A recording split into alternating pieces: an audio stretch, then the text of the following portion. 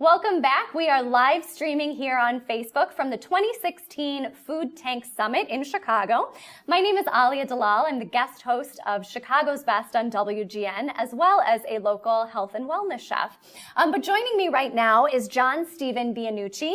He is from Iroquois Valley Farms. And so, John Stephen, I'd love to have you just give me a little summary of what you guys do at Iroquois Valley Farms. Sure. I'm the Director of Impact and an investor in Iroquois Valley Farms. Iroquois Valley Farms connects socially responsible investors with local and organic farmland.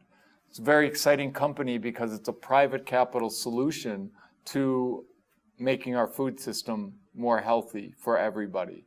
So we currently have over 250 investors from around the country or around the world that are invested in Iroquois Valley Farms, helping family farmers stay on the land, growing healthy food and healthy soil.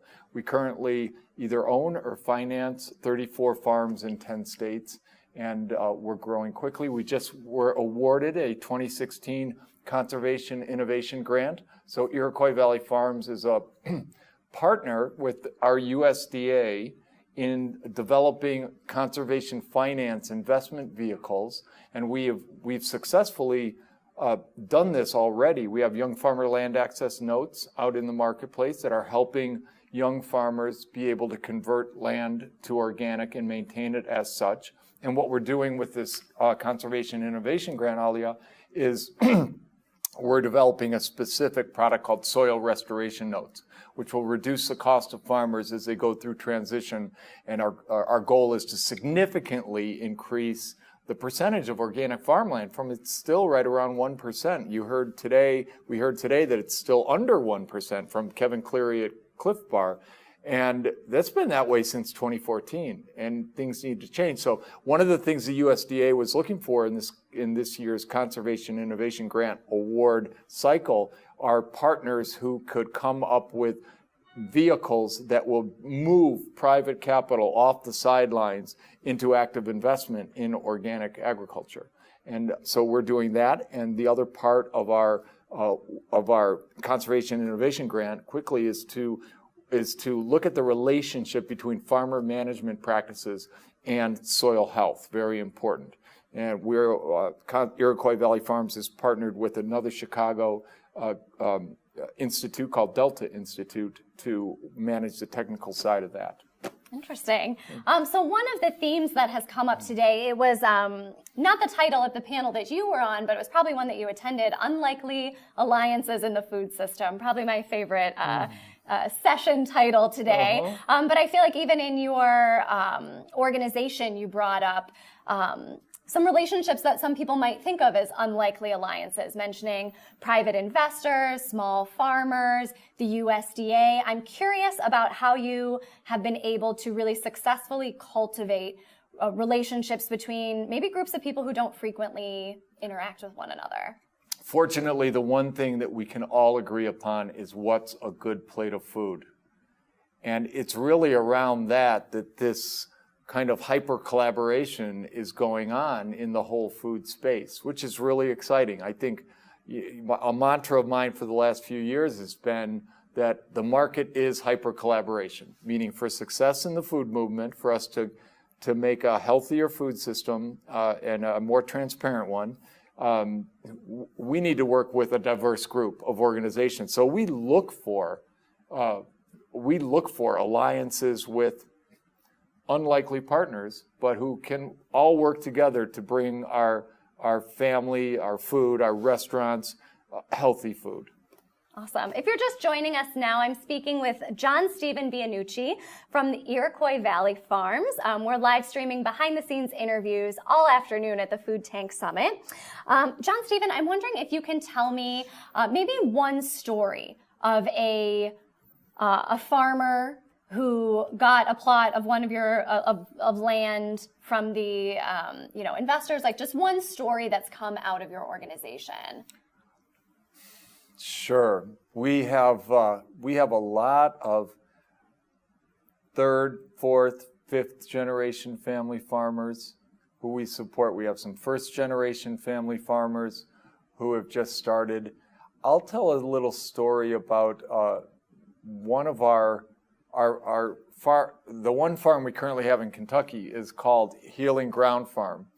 And that farmer is a former veteran who has a nonprofit called Growing Warriors. And he is dedicated to training veterans on the farm to be farmers. So he's using his nonprofit and our farm, which we bought for him for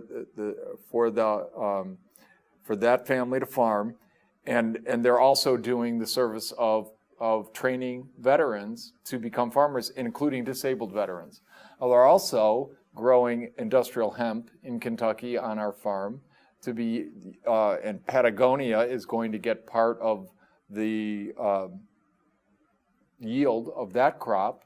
So we're doing diverse things with our farms. And another thing is, across the board with our farmers from Illinois to Maine, New York, West Virginia, we have dairy farms as well as row crop farms. But when a farmer goes organic and his soil becomes certified organic, he's literally like an artist who has a new palette to paint with.